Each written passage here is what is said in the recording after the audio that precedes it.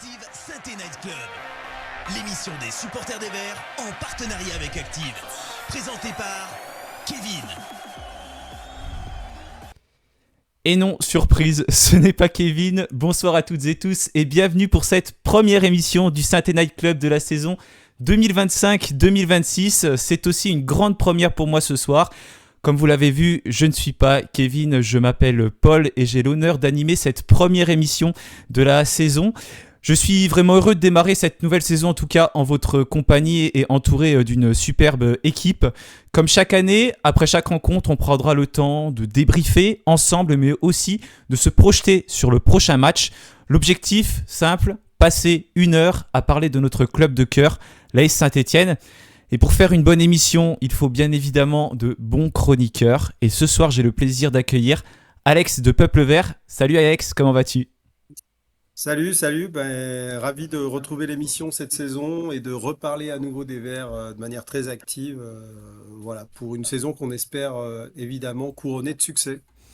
Effectivement, on espère qu'il y aura un beau succès à la fin et la remontée en Ligue 1, mais la saison va être très longue. Encore, elle ne fait que commencer. J'ai également le plaisir d'accueillir Patrick Guilloux. Salut Patrick, comment vas-tu ? Très très bien. Bienvenue à toi, torse nu sur les grilles de Geoffroy, pole dance. Ouais. Eh ben merci bien. Et pour vous accompagner dans le chat, vous le connaissez à travers les vidéos de Peuple Vert et c'est sa première aujourd'hui dans le chat. C'est Colin. Salut Colin, comment vas-tu ?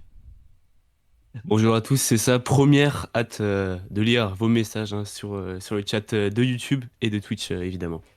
Et oui, on vous attend nombreuses et nombreux sur les chats de Twitch et puis de YouTube. On va bien évidemment lire vos commentaires, les faire remonter. Un programme assez chargé aujourd'hui. On va débriefer bien sûr cette première rencontre de la saison face à Laval. On va ensuite accueillir Clément, donc de Peuple Vert, qui va faire un point sur le mercato stéphanois. S'il n'est pas très agité en Ligue 2 ce mercato, il l'est bel et bien du côté de l'AS Saint-Étienne. Et enfin, on va se projeter sur le prochain match à domicile face à Rodez. Et puis on va donner nos pronostics, c'est la nouveauté de cette saison. Donc on va commencer sans plus attendre avec le débrief. Active Saint-Étienne Night Club, le débrief. Alors, je vais vous lancer donc sur le débrief de cette rencontre face à Laval. C'était un match spectaculaire qui s'est terminé sur le score de 3 buts partout, 6 buts marqués, avec donc 3 buts marqués et 3 buts encaissés. Il y a des choses positives en défense, des choses peut-être plutôt négatives en défense. Quelle est déjà en un mot votre impression sur ce premier match des Verts, Patrick ? Regret. Tu as de gros regrets après cette rencontre ? Ouais, parce que tu nous avais demandé de répondre en un mot. C'est pour ça que j'ai répondu un mot. Développe un tout petit peu. C'est rare Pat qui répond en un mot quand même. Ouais, je m'attendais pas à ça. Alex m'a dit que je faisais trop long, donc j'ai répondu en un mot. Je fais comme les joueurs de l'AS Saint-Étienne, j'écoute les consignes. Parfait. Tu peux développer un petit peu Donc, si tu veux. non, bien sûr des regrets, parce que tu te dis que globalement, quand tu marques 3 buts à l'extérieur en Ligue 2, ça devrait suffire pour gagner le match. Ensuite, voilà, tu as toujours les mêmes absences coupables, tu es toujours puni dans tes mêmes faiblesses. Donc, du coup, c'est un bon point de prix si tu gagnes contre Rodez, et ça te permet de lancer ensuite une excellente dynamique. Oui, effectivement, il faudra lancer cette excellente dynamique contre Rodez. C'est toujours un point de prix à l'extérieur par les Verts. On sait qu'on était en grande difficulté l'année dernière à l'extérieur. Et de ton côté, Alex, quelle est ton impression après cette première rencontre ? Ouais, frustré, c'est un petit peu ça le mot pour moi, mais ça rejoint les regrets de Patrick. C'est-à-dire que on aurait aimé les voir gagner, on les attendait vraiment là-dessus. D'un autre côté, ils sortaient de 3 rencontres amicales avec des défaites et on se posait un petit peu des questions sur leur état d'esprit. Est-ce que ça a pu les impacter? Est-ce que l'équipe était vraiment prête pour démarrer la compétition? Beaucoup d'incertitudes aussi dans la composition d'équipe, entre les instances de départ, ceux qui sont là mais qui veulent pas être là, ceux qui sont là mais qui n'ont pas les documents, qui peuvent pas jouer, ceux qui sont un peu blessés, des bobos. Donc moi, je pars du principe un petit peu que ce 3-3, ça nous a mis dans la bonne pente, la bonne direction, et qu'il faut en effet valider tout ça dans quelques jours. Oui, il va falloir donc le valider rapidement face à Rhodes. Colin, est-ce qu'il y a déjà des premières réactions dans le chat par rapport à cette première rencontre? Est-ce qu'il y a une première impression de la part des viewers? Ouais, ce qui revient avant tout, c'est de parler de rodage, sortir de cette préparation estivale, mais avant tout, comme pour rejoindre ce que disait Pat, hein, surtout du regret à Pépito 42, hein, qui évoque notamment le nombre de buts encaissés sur Twitch, qui dit Céline qui dit que marquer 3 buts à l'extérieur c'est bien, en encaisser 3 c'est moins bien, c'est surtout ce problème défensif là qui est retenu. Ok, merci pour ton retour, Colin. N'hésitez pas à répondre dans le chat, hein. On va pouvoir bien évidemment faire remonter vos messages au cours de cette émission. Ok, donc maintenant pour développer un petit peu plus, revenir sur cette rencontre, hein, on reviendra tout à l'heure sur les recrues stéphanoises. Assez rapidement, on développera juste après. Quels sont vos tops et vos flops, Alex? Top flop déjà? Ouais.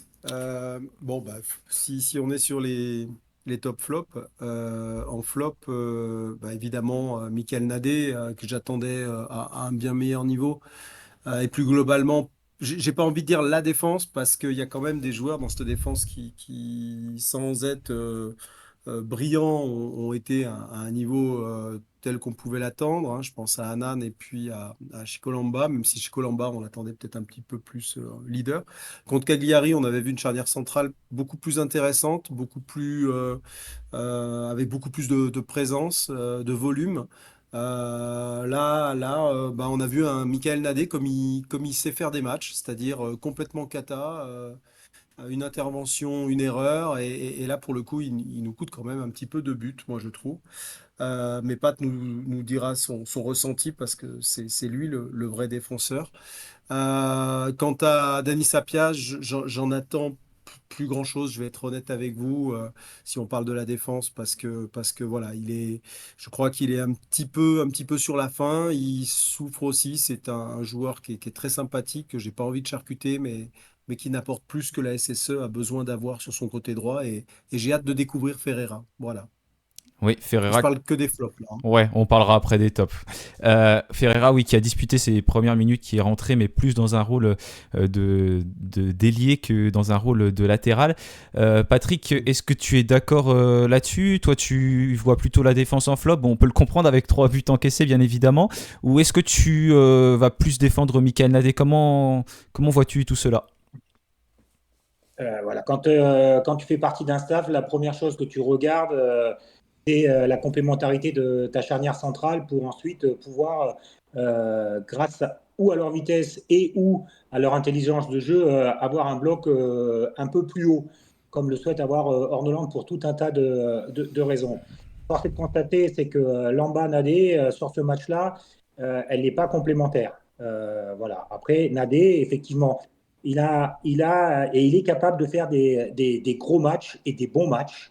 Sauf que quand il y a un élément perturbateur, en l'occurrence le but de Choukounte, et qu'il se sent coupable, eh bien, il a des absences quand même assez sidérantes à ce niveau-là. Il n'arrive pas à remettre le facteur sur vélo, il n'arrive pas à se remettre dans le match au niveau de la concentration. On a toujours l'impression qu'il porte toute la misère de la Saint-Etienne sur les épaules, avec la pression qu'il se met, alors qu'il est capable et qu'il peut être un très très bon défenseur. Mais il ne sera pas complémentaire avec Lamba. Ça, il ne faut pas être, comment ça s'appelle, lire dans un mar de café pour analyser comme ça. Ensuite, voilà, Apia, je le trouve toujours aussi bon. Ça m'a manqué un petit peu. Le responsable de la communication de la Saint-Etienne après les matchs a été moins percutant que l'année dernière et que ces 2 dernières années. On ne l'a pas vu en zone mixte. Par contre, sur le terrain, bah, il est fidèle à ses habitudes. Il ne faut pas être trop dur avec lui, parce que comme il répond à toutes les questions, même quand c'est difficile, eh bien, il a un capital sympathie qui est bien, mais je pense qu'il est en bout de piste. Donc voilà.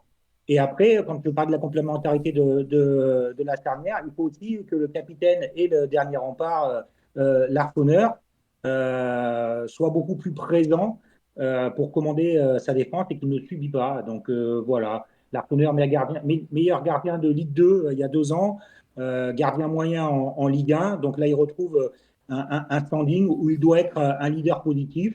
Il ne l'a pas été. Donc toi, tu penses que C'est cette... vrai ce que tu dis, Patrick. C'est vrai ce que tu dis, Patrick. Et on en parlait dans la journée là, avec l'équipe Peuple Vert. On trouvait qu'il avait absolument pas assumé. Alors d'abord, peut-être pas tout à fait son rôle de capitaine, c'est-à-dire de quelqu'un qui doit à un moment donné remuer et rentrer un brancard, mais surtout, il n'a pas assumé son statut de gardien solide qu'on sait en Ligue 2 performant. Le dernier but est peut-être même une illustration de ça, hein. Il prend un but d'un jeune joueur qui est dans ses 6 mètres.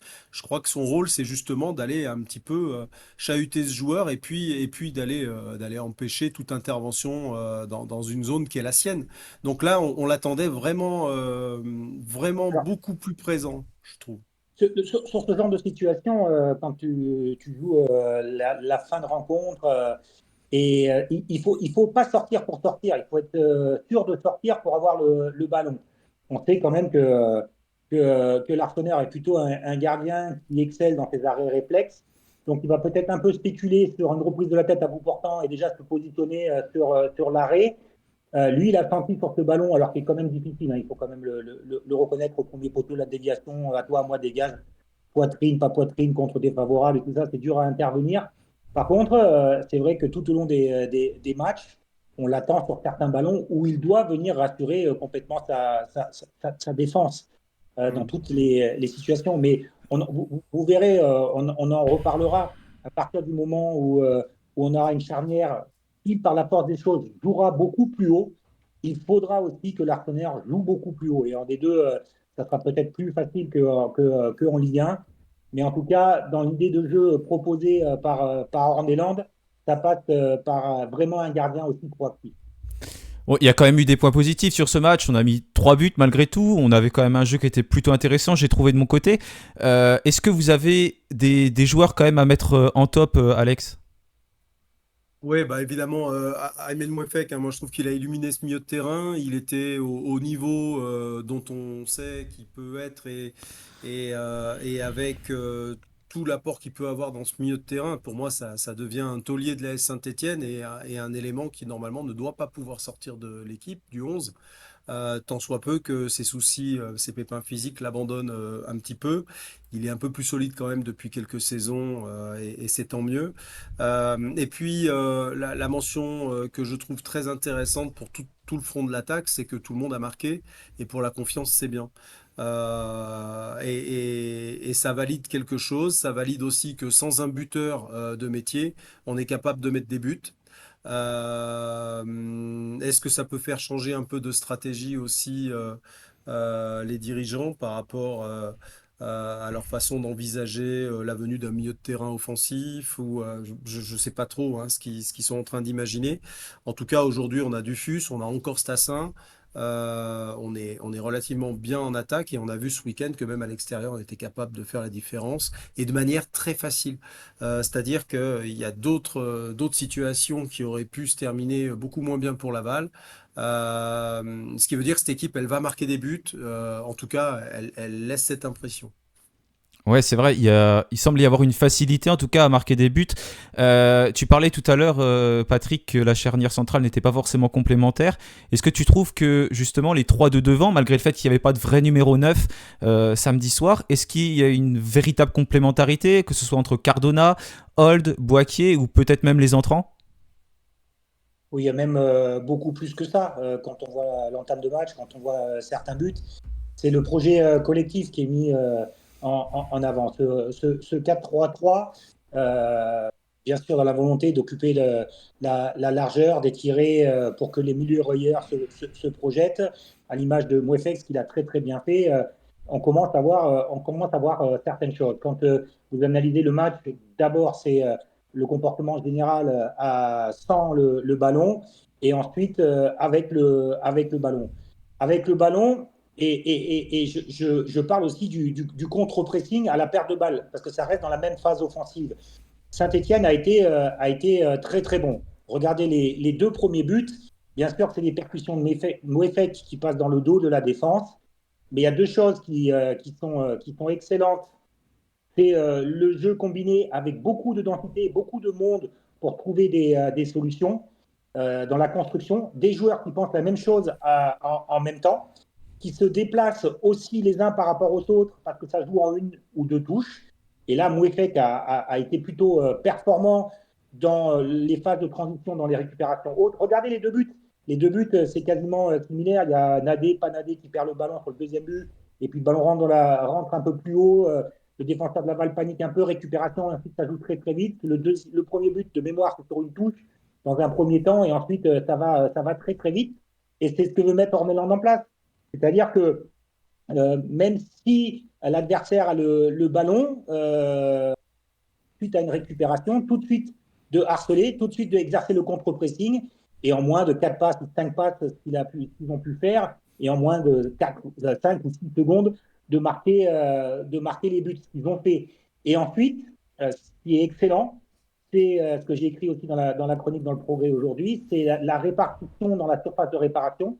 Si vous voyez clairement les buts, et de Carnola et de Boiti, au départ, les joueurs sont en infériorité numérique, même s'il y a beaucoup de densité dans les derniers 30 mètres. Vous regardez sur le premier but, je crois qu'il y a 8 ou 9 joueurs de Laval et Cardona est seul face au but au penalty.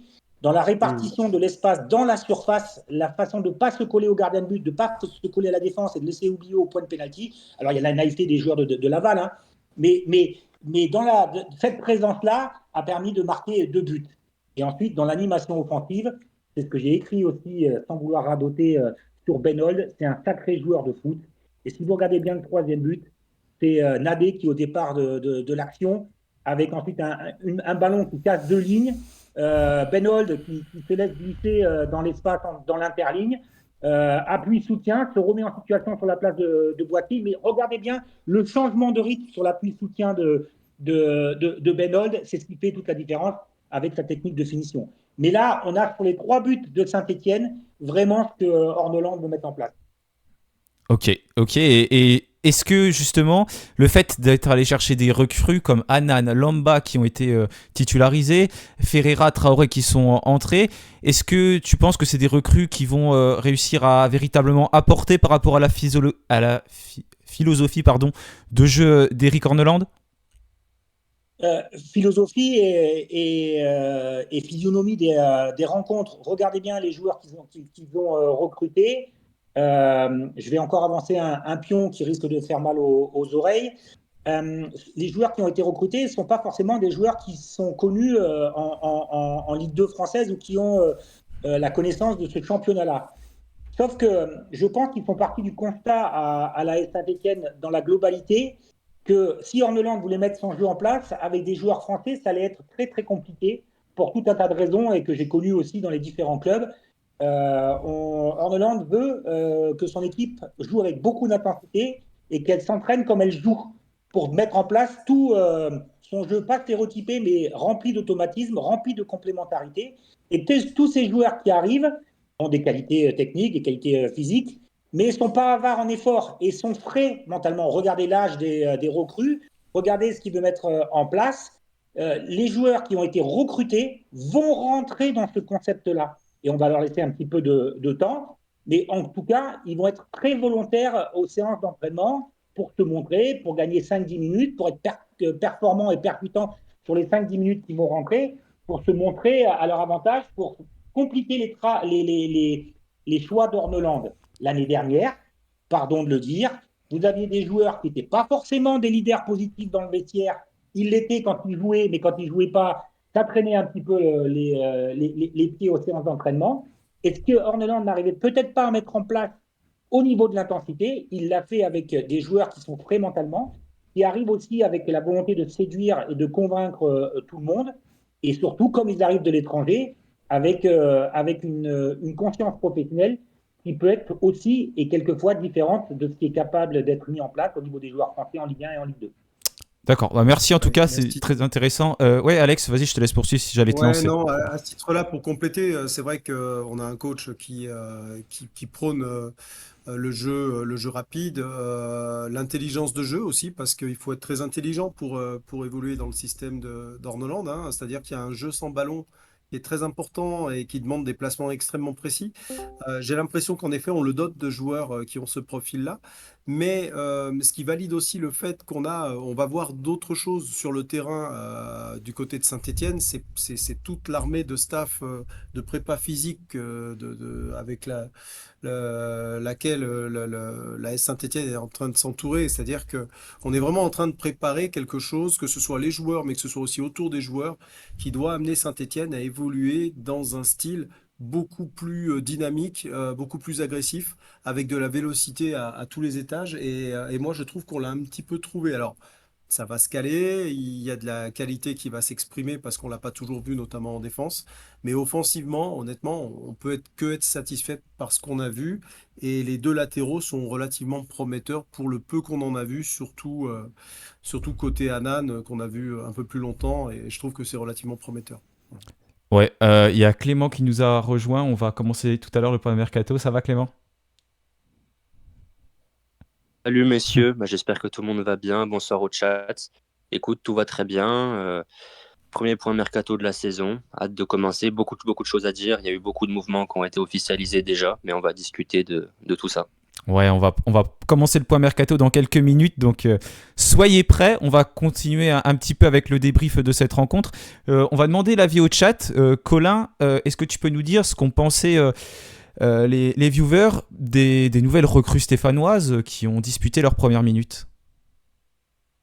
Eh ben écoute, comme disait Alex il y a quelques minutes, les nouvelles recrues, en tout cas les latéraux Ferreira et Anan font un peu l'unanimité dans le chat. On a Elchez sur Twitch qui évoque la sérénité du portugais et puis aussi un vrai bon début pour Dede de Anan sur Twitch qui souligne justement cette bonne première prestation au même rang qu'un certain Emmanuel Mouefek ce week-end. Ouais, c'est vrai. Le milieu de terrain, on en a parlé tout à l'heure, qui a été vraiment assez intéressant. Il y a peut-être un joueur de mon côté que j'ai trouvé qui est moins ressorti, c'est Florian Tardieu, mais je voulais quand même vous lancer, vous, sur autre chose avant de passer au point mercato. C'est qu'il y a eu des changements précoces qui ont été faits. On a Augustine Boaquier qui est notamment sorti à cause de crampes. On a eu Anan, on a eu Mouefek. Est-ce que ce sont les conséquences d'une préparation intense? Certainement, puisqu'elle a été longue. Est-ce que c'est quelque chose aussi qui a déséquilibré l'équipe durant la seconde mi-temps, Patrick? C'est des matchs de début de saison. Bien sûr qu'il y a les charges de travail. Mais bon, vous parliez tout à l'heure de l'armée mexicaine au niveau des services de data. La répétition des charges est calculée. Je suis sûr et certain, comme dans d'autres clubs, que la prise de lactate va être mise aussi à un moment donné à disposition du club pour connaître l'état de fatigue à chaque entraînement de séance. Est-ce qu'on le fait entraîner? Est-ce qu'on le fait retirer pour l'avoir sûr à 100% au match? On peut pousser le curseur plein de choses. Mais beaucoup de clubs sont structurés comme ça. C'est pas parce que tu recrutes des Formule 1, de la préparation de la data, de machin. Tous les clubs au très haut niveau l'ont aussi, les directeurs de la performance. C'est un gage supplémentaire en Ligue 2 parce que c'est des moyens qui sont hyper colossaux. Mais ça se fait aussi dans des grands clubs, au Bayern, à Dortmund, à Leverkusen pour en Allemagne, en Angleterre. Donc voilà, c'est nouveau dans certains clubs de Ligue 2 en France, ça c'est une certitude, parce qu'on peut calculer tout un tas de choses, et après on verra. Vous savez très bien que sur les datas, c'est pas le nombre de fois que tu cours, c'est le nombre de fois que tu cours au bon moment, au bon rythme, et quand il le faut. Donc il y a 3 joueurs qui ont eu des crampes. Il y a la charge d'entraînement, il y a les premiers matchs, il y a de remettre tout le monde au même niveau physique, et ça arrive aussi dans d'autres clubs. Voilà, il ne faut pas être surpris de ça. Ce que souhaite certainement le coach, c'est que les joueurs arrivent à un certain niveau physique avant la première trêve internationale et qu'ils soient quasiment tous à 100% au retour de la trêve internationale. Oui, parce que la saison va être longue et l'objectif, ça va être bien évidemment d'être bon sur la durée. Et je pense qu'il ne faut pas non plus regarder forcément que le premier match. De ton côté, Alex, ça t'a un petit peu inquiété, toi, ces changements précoces? Et on a notamment vu Anan qui se plaignait vraiment de crampes au point de se demander si c'était vraiment des crampes d'ailleurs. Ouais. Non, non, un Mais gars c'en qui était. arrive quelques jours avant, qui fatalement en plus se met un peu de pression, hein. Les crampes, c'est physique, mais il y a aussi, c'est aussi psychologique. Ça veut dire qu'il a puisé, hein, même mentalement, pour faire bonne figure sur cette première sortie avec Saint-Étienne. C'est pas rien pour un joueur, hein, de porter pour la première fois un maillot. Donc, je pense qu'il y avait un peu de tout ça. Il y avait des émotions et puis il y avait physiquement, en effet, bah, certainement un joueur pas encore au top. Donc non, ça m'a pas du tout inquiété, ni Boaké, dont on sait que c'est un joueur extrêmement généreux. C'est sûr que ça ressemblait plus à un changement de match amical, ce triple changement là d'un coup qu'on n'a pas trop vu venir. Mais ma foi, c'est en effet, comme disait Patrick, quelque chose qui est tout à fait calculé, dont on Voilà. n'a pas l'habitude. C'est pas de la gestion à la Christophe Galtier, hein, et c'était un très grand entraîneur, il n'y a pas de souci. Mais voilà, c'est de la gestion un petit peu nouvelle pour nous à Saint-Étienne, en tout cas qu'on n'a pas l'habitude de voir, encore moins en Ligue 2.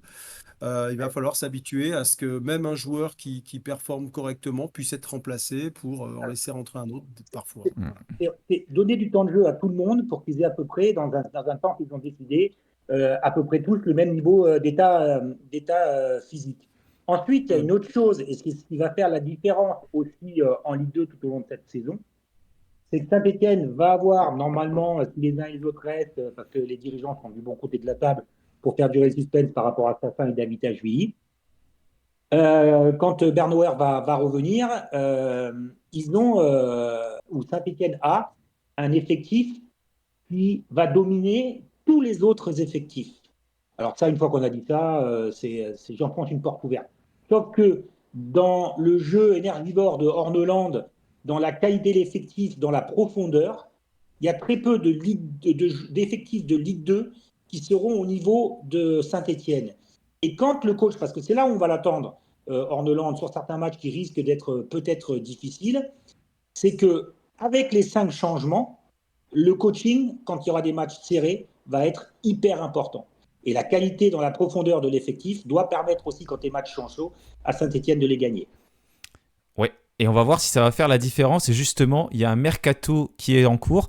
Si vous avez terminé, on va passer tout de suite à la partie mercato et c'est Clem qui va s'en charger parce qu'il y a quand même beaucoup de choses à évoquer. Je l'ai dit tout à l'heure, c'est pas très agité en Ligue 2, mais à l'AS Saint-Etienne, ça l'est vraiment.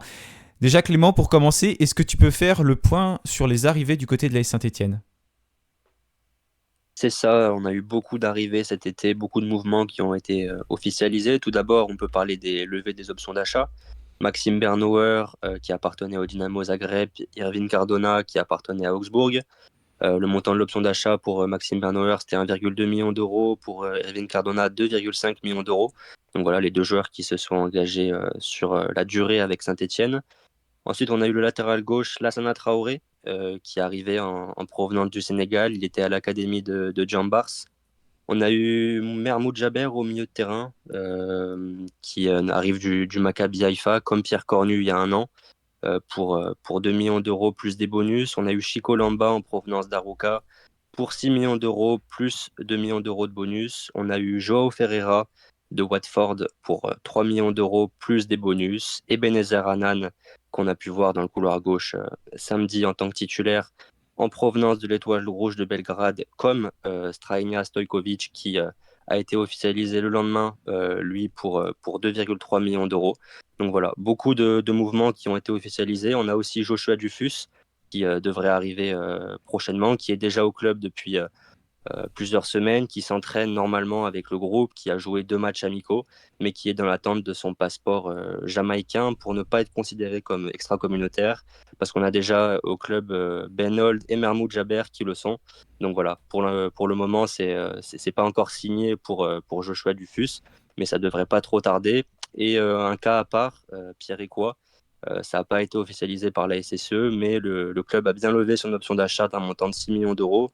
Depuis, le joueur ne s'est pas présenté à l'entraînement. Il s'entretient physiquement de son côté. Mais voilà, sans évoquer sa vie privée ou quoi, on peut dire en tout cas qu'il veut pas jouer avec Saint-Etienne en Ligue 2 et pour l'instant, il est tout simplement pas présent. Oui, merci Clem. En tout cas, ouais, pour l'instant, c'est un dossier qui est très difficile côté stéphanois, même si il est bien joueur de l'AS Saint-Etienne, mais à l'heure actuelle, il ne s'entraîne pas à l'ETRA, donc on va voir comment la situation va évoluer. Il reste une vingtaine de jours de mercato. Alex, pour l'instant, quel est ton avis, toi, sur ce mercato? Est-ce que tu es plutôt satisfait par le recrutement jusqu'à maintenant? Bah, ouais, on peut être satisfait. En tout cas, on s'attendait à ce que le gros point faible de Saint-Étienne l'année dernière, à savoir la défense, soit complètement, enfin, en tout cas, réparé avec des arrivées. On a Chico Lamba, qui est un joueur de qualité, hein, qui est reconnu déjà internationalement chez les Espoirs et dont on peut imaginer qu'il sera le leader de la défense stéphanoise. On a des latéraux, moi, que j'ai besoin de voir, évidemment, que je connais pas. Hein. Je scrutais pas les Ah bon? championnats, que ce soit de Serbie ou de. Ouais, non, je vais. Et voilà, et j'ai bien du mal à suivre ma Ligue 2. Et c'est vrai que voilà, on attend de voir. Mais quelque part, on sait aussi de quelle manière Kilmer recrute. On sait que rien n'est fait au hasard. On a vu aussi, on parlait de préparateurs physiques tout à l'heure, mais on peut aussi parler de l'armée de recruteurs qui a été mise en place et qui quadrille quasiment la planète entière par des spécialistes de différentes zones du globe. Donc on peut imaginer que ce sont des profils qui ont été validés, en tout cas par des personnes qui sont compétentes. Donc oui, non, on peut être que satisfait. Et puis satisfait parce que 97% des dépenses transferts en Ligue 2 l'ont été par Saint-Étienne et j'ai l'impression qu'elles n'ont pas été faites n'importe comment. J'ai envie de vous dire, au-delà des arrivées, c'est surtout la situation de trois joueurs qui m'inquiètent, peut-être moins Ekwa parce que il n'est pas là et qui ne peut pas, lui, faire de mal au groupe. Mais Zurico Davitashvili, qui a joué quelques minutes samedi, et Lucas Tassin, qui, à mon avis, est un bon gars, mais qui a des envies quand même d'autre chose. Je crois qu'il est urgent qu'on aille dans un sens ou dans l'autre pour ces deux dossiers parce que ça pourrait vite devenir quelque chose de problématique. Voilà.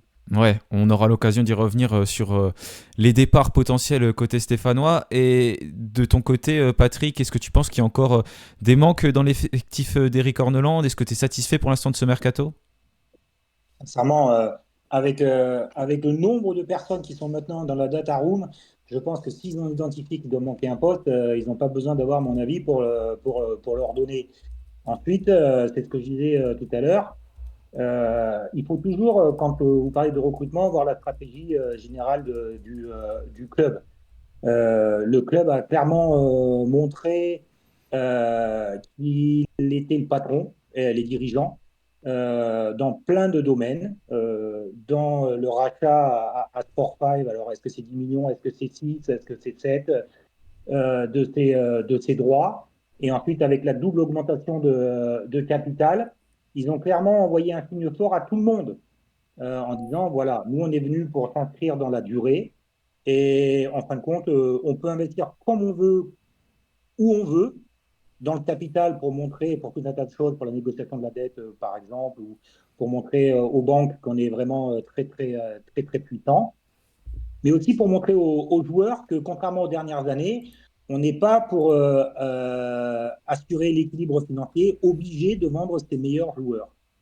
Et donc là, avec Statin et Davitashvili, bien sûr qu'il y a eu des offres qui ne correspondent pas à ce que souhaitent peut-être les dirigeants, qui veulent peut-être aussi s'inscrire avec eux dans le projet global Ligue 2, Ligue 1 la saison prochaine. Sauf que c'est aussi légitime, malgré le fait qu'il y ait beaucoup d'argent, que des joueurs comme Davitashvili, international géorgien, et Statin Diablotin, qu'ils aient les envies d'ailleurs, pas uniquement pour des raisons financières, mais aussi et surtout pour des raisons sportives. Euh, si Statin a une toute petite opportunité de jouer la Coupe du Monde avec la Belgique qui se qualifie, c'est clair que le chemin sera plus compliqué en partant de la Ligue 2 parce qu'il n'aura pas le révélateur ni de la Coupe d'Europe, ni surtout de la Ligue des Champions. Donc, pour cette stratégie globale, je l'ai dit tout à l'heure, les dirigeants sont du bon côté de la table. Comme les contrats sont en béton et comme ils ont l'habitude depuis Arsenal de finaliser et de ficeler bien leurs contrats, eh bien, Ekwa est tombé de l'arbre. Les autres sont au courant de ce qu'ils ont signé. Ils étaient contents quand ils sont venus à Saint-Étienne de signer 4 ans. Mais dans une logique aussi de ne pas laisser pourrir la situation, quand il y a des vraies ambitions et financières et surtout sportives, il faut trouver la meilleure solution pour tout le monde.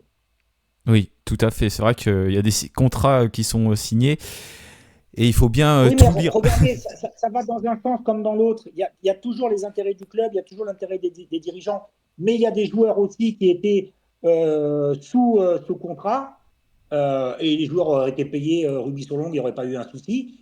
Mais on leur a fait comprendre aussi que la porte était de l'autre côté. Donc, vous voyez, quand sur certains joueurs de l'effectif, vous leur dites maintenant on compte plus sur vous, et c'est logique, ils ont le droit, mais vous partez même si vous êtes sous contrat, on vous paiera, mais vous jouerez qu'avec la réserve et encore on ne fait pas. Et pour porter les choses, bah, vous vous retrouvez avec certains joueurs qui ont dû partir, et certains joueurs qui peuvent partir bah, ne le peuvent pas finalement. Voilà, c'est là, c'est les arbitrages qui sont très très compliqués. Hein. Oui, tout à fait. Et Colin, dans le chat, qu'est-ce que en pensent les auditeurs? Est-ce que au niveau des arrivées, ils sont plutôt satisfaits? Eh ben, un mercato jugé tout simplement incroyable hein, par Aurel Bro.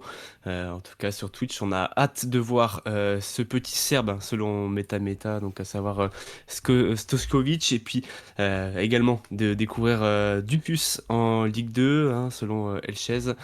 Et en tout cas, les auditeurs ont bien compris que le mercato se jouait pas seulement sur le rectangle vert, puisqu'il y avait également la signature donc, de tous ces membres du staff qui impressionnent Aurel Bro dans le chat. Ouais, mais c'est pas eux qui sont sur le terrain. C'est sûr, c'est pas eux qui sont sur le terrain, mais ça fait quand même un mercato très conséquent côté stéphanois. Clément, est-ce que tu peux faire le point cette fois-ci sur les départs qui ont été officialisés? Parce qu'il y en a aussi pas mal quand même. C'est ça, beaucoup de départs, un dégraissage XXL pour la SSE cet été. On a eu les départs libres déjà, des joueurs en fin de contrat, Boubacar Fall, Anthony Briançon, Younis Abdelhamid, Léo Petro, Louis Mouton, Ibrahima Ouadji. La SSE souhaitait vraiment régénérer son effectif, donc tout simplement aucune prolongation de contrat cet été. On a aussi laissé partir d'autres joueurs qui étaient indésirables. Patrick en parlait tout à l'heure de ces situations-là. Sissoko a rejoint Borum, Fomba... C'est pas toujours indésirable. Au niveau de la communication, on ne vous dira pas qu'ils sont indésirables. Non, c'est pas comme ça qu'ils le disent, mais bon, dans les faits, la porte est clairement indiquée, quoi. Ils rentrent pas dans le projet global. Voilà, c'est la version politiquement correcte. Bah oui.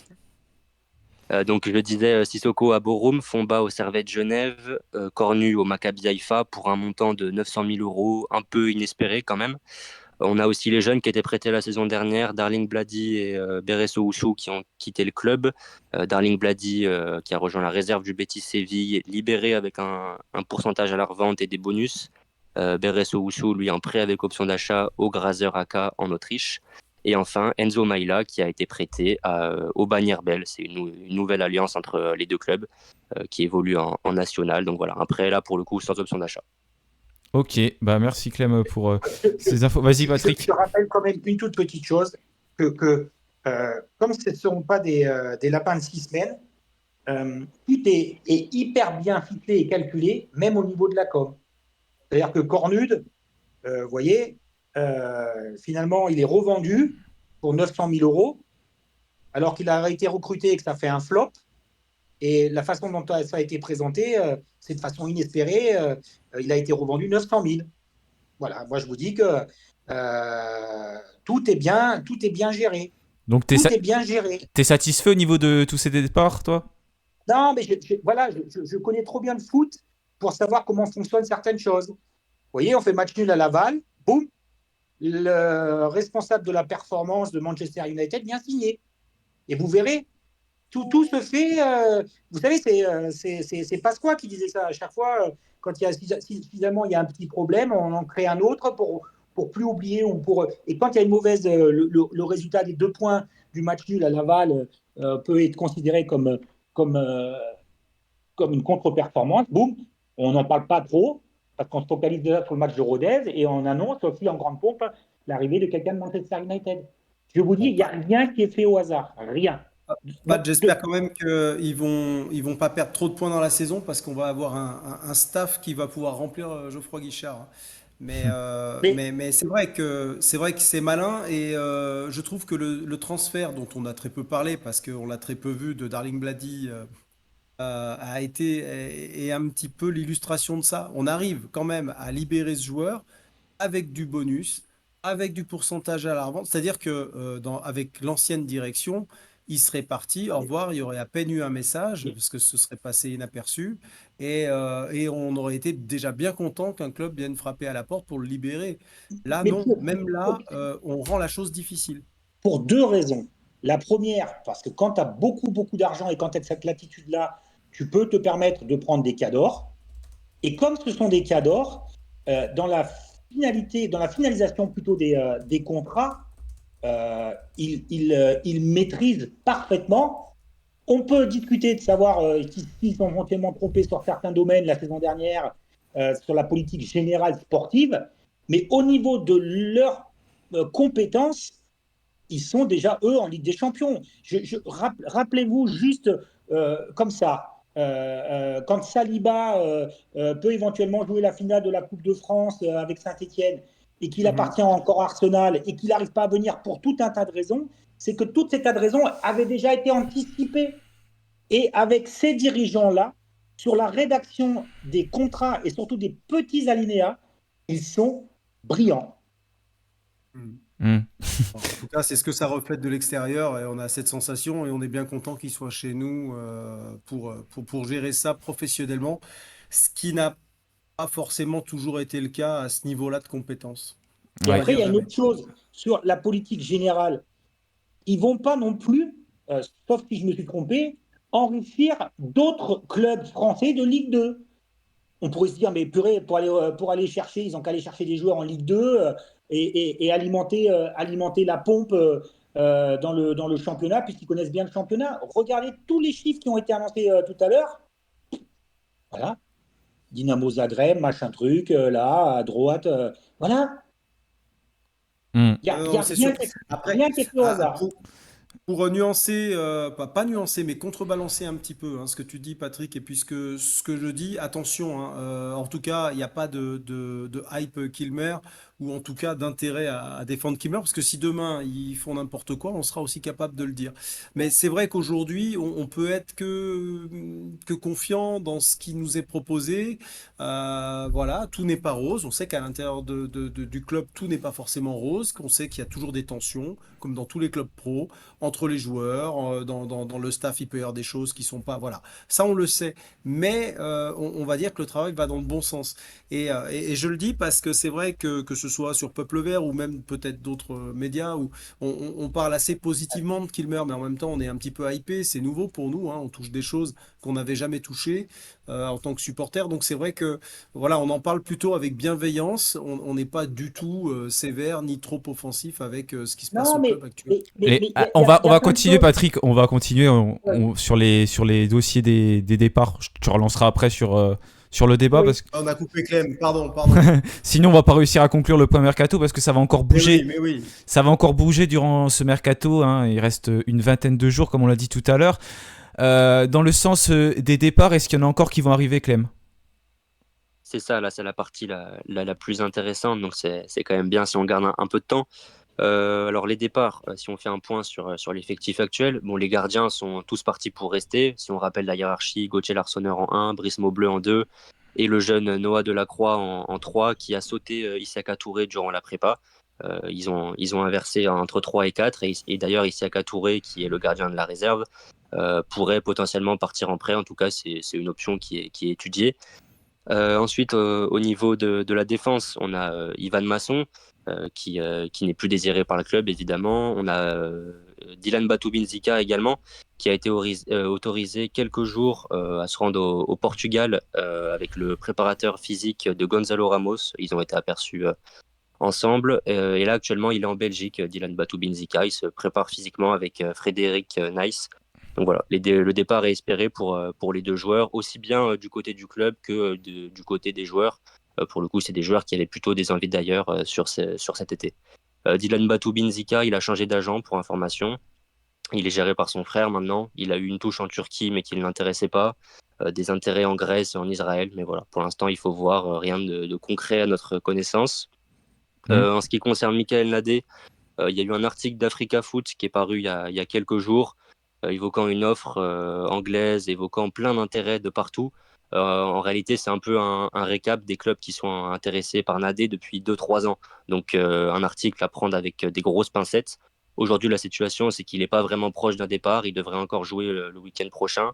Il y a des clubs qui se renseignent par ici, par là. Voilà. Par exemple, Lecce, il y a une grosse semaine, mais ça va pas plus loin généralement. Il n'y a pas d'offre pour le moment, donc rien de très concret. Pierre et quoi, on a évoqué le dossier tout à l'heure. L'option d'achat a été levée. La volonté à la base, c'est de construire avec lui au milieu de terrain, pas de faire une plus-value sur une potentielle revente. Donc pour l'instant, c'est tendu, évidemment, car y a certaines personnes qui lui en veulent un peu de ne pas venir, mais on ne sait pas ce qu'il en sera, soit le mettre en réserve, soit le réintégrer au groupe professionnel, le laisser partir peut-être dans les dernières heures du mercato. Pour l'instant, c'est vraiment très dur à dire. Benjamin Bouchouari, l'intérêt de Lyon avait été évoqué, mais il n'ira pas à Lyon. Trabzonspor avait fait une offre fin juillet, l'intérêt est toujours là. Le PAOK Salonique également, qui est arrivé sur le dossier il n'y a pas longtemps. Et enfin, en attaque, Zurigo Davitashvili, Lucas Tassin, les deux meilleurs joueurs de la saison dernière, qui sont considérés comme invendables quasiment par le club. Sauf offre démesurée, visiblement, Saint-Etienne ne les laissera pas partir. En tout cas, c'est ce que le club dit. C'est la communication à l'heure actuelle. Pour le Belge, quand même, à surveiller du côté du Paris FC, de Wolverhampton, où il y avait comme priorité Mathis Sabline, mais les négociations sont très compliquées. Donc, ça pourrait potentiellement se rabattre sur le Castassin en plan Ouais. B. Ça va être quelque chose à surveiller prochainement. Ouais, surtout en fin de mercato, les choses vont bouger maintenant assez vite. Merci, tu as parlé donc de Davitashvili, de Stassin, on a abordé ces deux cas tout à l'heure. Il y a aussi deux joueurs qui étaient des joueurs importants l'année dernière dans l'effectif d'Eric Horneland, que ce soit Dylan Batubinsika et Masson.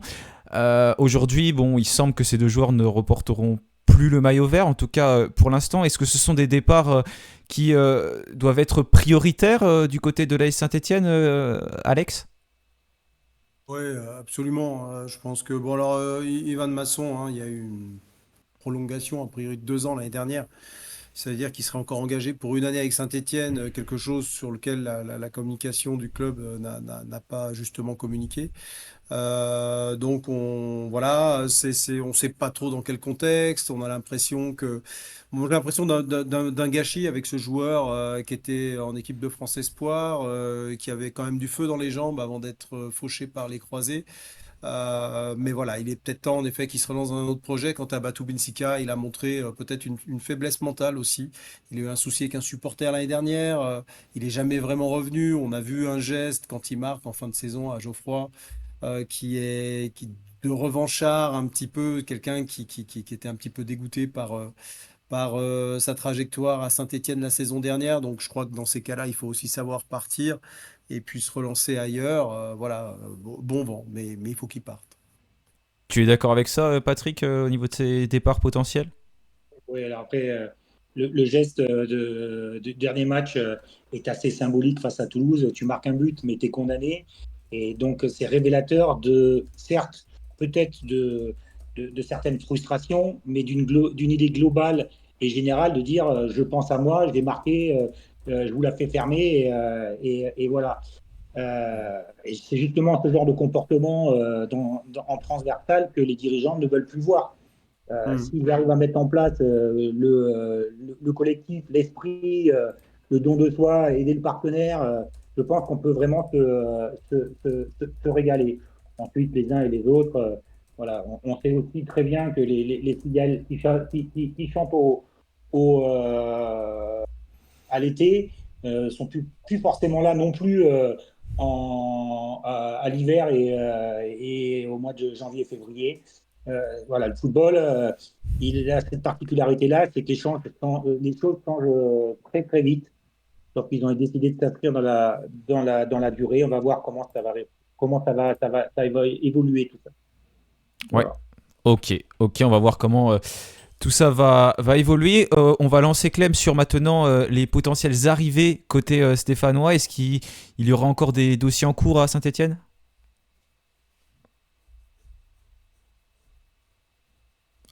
Clem ?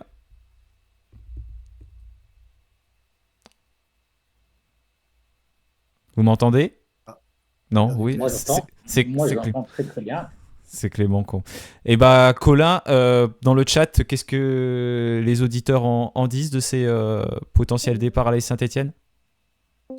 Eh ben, écoute, dans le chat, c'est surtout beaucoup d'interrogations autour du poste de gardien de but. On a Karim sur Twitch qui dit que l'Arseneur est en partie responsable du nul du week-end dernier, au point où Patrick sur YouTube dit qu'il faut commencer à préparer l'après l'Arseneur. Masson aussi qui est pointé du doigt, il faudrait le libérer. Voilà, c'est beaucoup d'interrogations autour de ces joueurs-là. Ok, et on va voir ce qui va se passer. Clem, est-ce que tu es de retour? Oui, normalement tout est bon, est-ce que vous m'entendez? Ouais, c'est bon, parfait, on t'entend. Et vas-y, je te laisse la parole pour les arrivées côté stéphanois potentielles. Nickel. Bah, alors, je sais pas si on m'a entendu sur le début, donc je vais Non, peut-être t'as me pas répéter entendu un peu, du tout. mais Pas moi en tout cas. ok, très bien. Alors, on a eu déjà beaucoup d'arrivées, je disais, donc un effectif qui est conséquent actuellement, surtout si on inclut les joueurs qui n'étaient pas là, par exemple, contre Laval, Stassin, Bernauer, Dufus, etc., qui devraient signer normalement. On a même certains jeunes aussi qui ont montré de belles choses, donc on a un effectif qui est quand même très conséquent. Il ne faut pas s'attendre à avoir 3 signatures cette semaine, comme ça a pu être le cas la semaine dernière. Là, on va plutôt rentrer dans une phase d'ajustement par rapport au départ potentiel qui peut y avoir. Donc, on les a évoqués, les départs potentiels, Bouchoirie, Stassin, David Tachvili, et quoi, les indésirables, même si il faut pas trop employer ce terme, Masson et Batou Binzika. Donc voilà, ça va être plutôt un mercato d'ajustement, mais aussi d'opportunité. Parce qu'on reste à l'affût évidemment pour le poste de latéral gauche, pourquoi pas une doublure. Le poste de sentinelle, la situation de Pierre Ecois amène le club, comme on l'avait révélé sur Peuple Vert, à regarder un peu ce qui se fait pour des numéros 6. Un milieu créatif aussi, par exemple. Donc voilà, ça va être à suivre dans les prochaines semaines. Un petit complément d'information, on ne peut pas dire le nom, mais il y avait une priorité qui avait été évoquée par Foot Mercato il y a de ça 3-4 semaines pour le poste de milieu créatif. Euh, alors c'est un joueur pour qui les discussions sont à l'arrêt actuellement. Mais voilà, c'était un élément qui évoluait en Europe, hors top 5 européen. Ok. Qui peut aussi jouer sur une aile en tant que milieu latéral. Voilà, c'était un bon petit joueur, mais ça ne devrait pas se faire. Et pour le poste de latéral gauche, on avait sorti le nom de Chris Tapé de l'AC Horsens au Danemark, un latéral gauche ivoirien à fort potentiel aussi. Voilà. Pour l'instant, rien de très concret, mais il faut s'attendre à peut-être 1 ou 2 mouvements par-ci par-là, mais ce sera vraiment de l'ajustement et des opportunités de marché. Le gros du travail a été fait. Oui, on s'en doute, je pense, avec le nombre de recrues qui sont déjà arrivées. Et voilà, ça va peut-être aussi dépendre de ce qui va se passer durant ce début de saison. Patrick, de ton côté, est-ce que tu attends encore des renforts et si oui, à quel poste? Non, mais encore une fois, même cet effectif-là, comme il est constitué aujourd'hui, est au-dessus de tous en Ligue 2. Donc voilà, ce que je voulais revenir tout à l'heure, c'est sur cette façon de recruter avec beaucoup de personnes qui sont venues au club pour apporter leur savoir-faire. Là aussi, il faut que ça soit complémentaire, hein. Vous savez, dans un vestiaire, mais aussi dans un staff, ça existe aussi que quelquefois, il y ait plusieurs mâles alpha. Et ensuite, la complémentarité doit se faire aussi au niveau de cette cellule de recrutement. Et la deuxième chose, il y a des joueurs qui sont venus, mais il y a des joueurs qui ont choisi aussi d'autres clubs.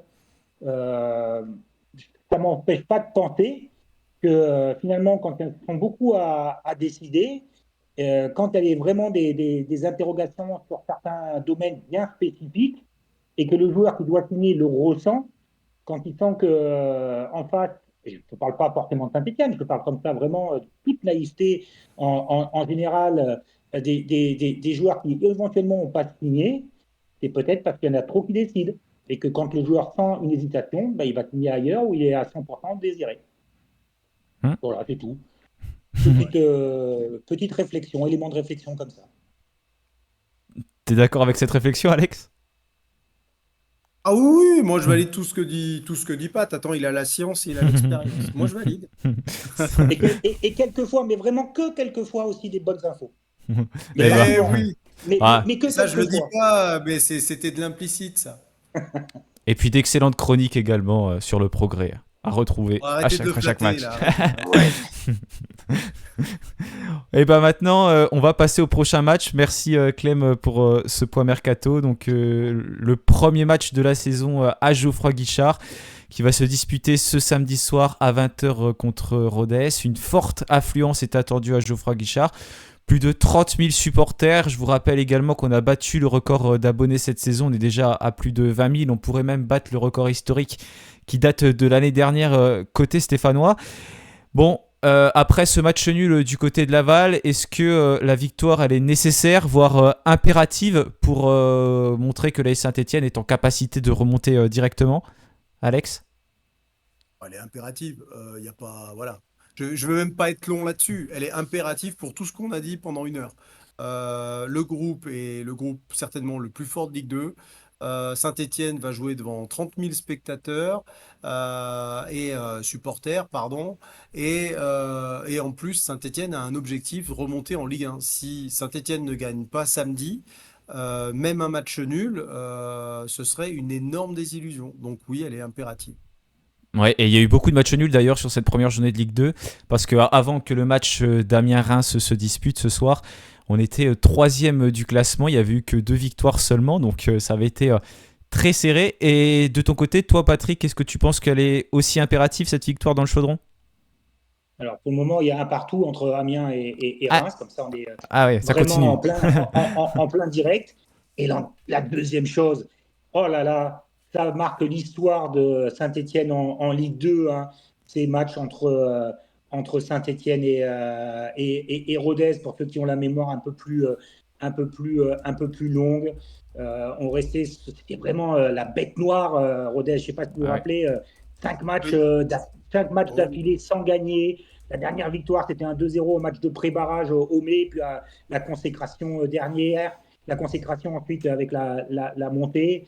Il y avait aussi ce 2-0 le 12 novembre avec la prise de pouvoir de Jean-François Souclat et Loïc Perrin face à un Bernard Cayazo et un Roland Romeyer qui était aux abois. Vous vous rappelez de cette conférence de presse stratosphérique après Ouais. la défaite?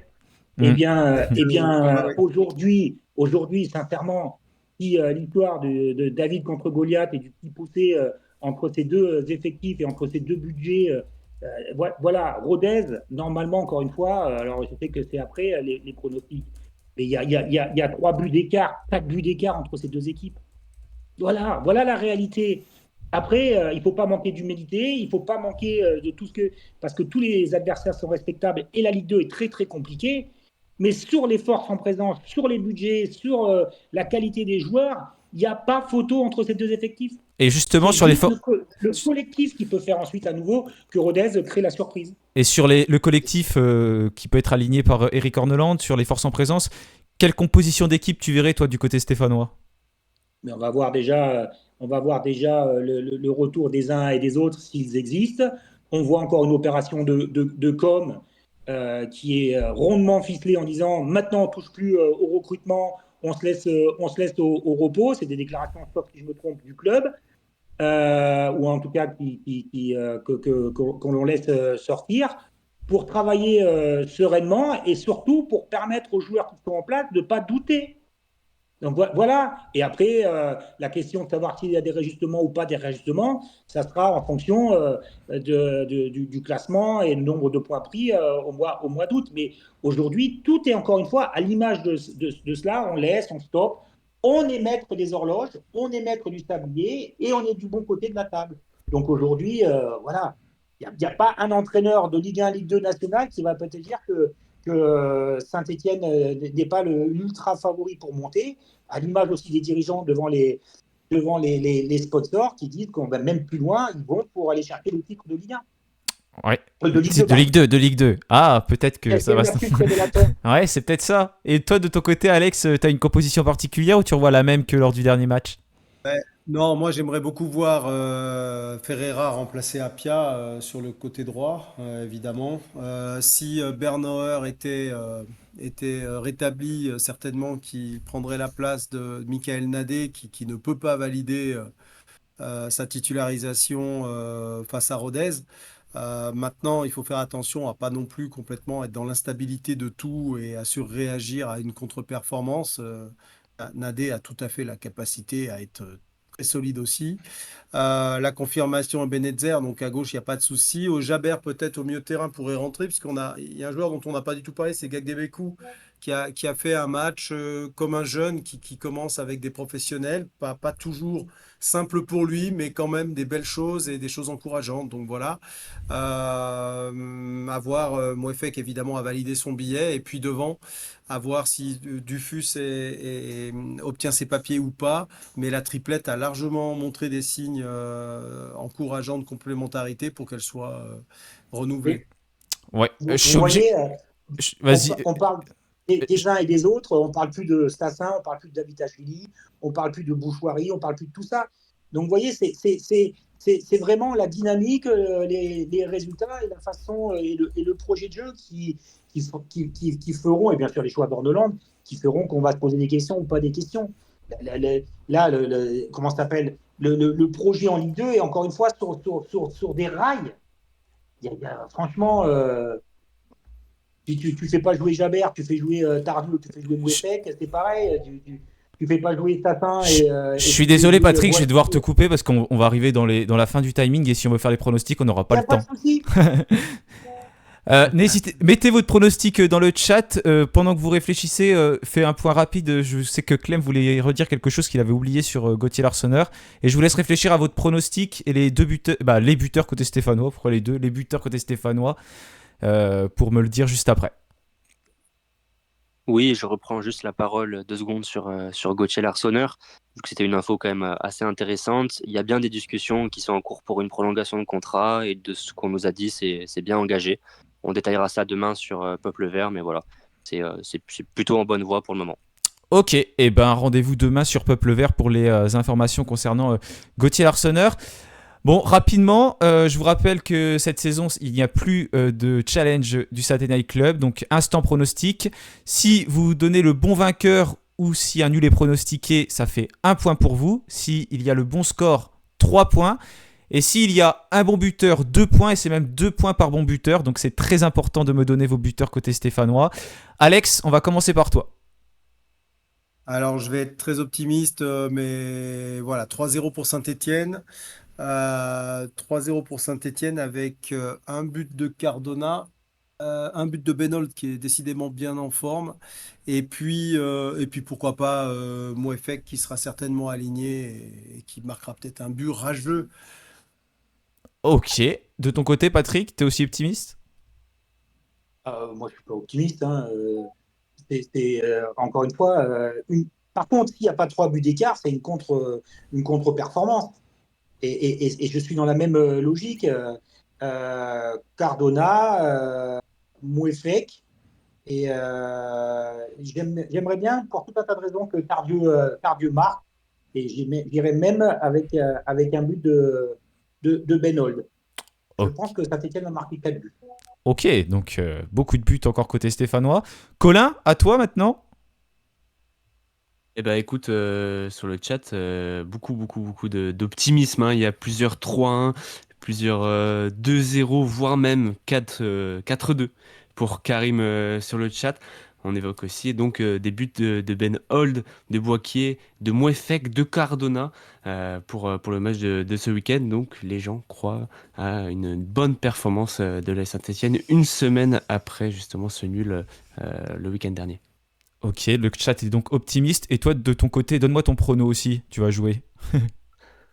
Eh ben écoute, pourquoi pas une victoire. En tout cas, c'est ce qu'on attend, en tout cas dans notre rôle de supporter pour le retour de Saint-Etienne dans son stade. T'as un score et des buteurs? 2-0 aussi. Okay. 2-0 but de Boakier, on espère en tout cas. Pourquoi pas également de Yarin Cardona. Ok, bah moi j'avais le même pronostic que toi parce qu'il faut que je le donne aussi apparemment.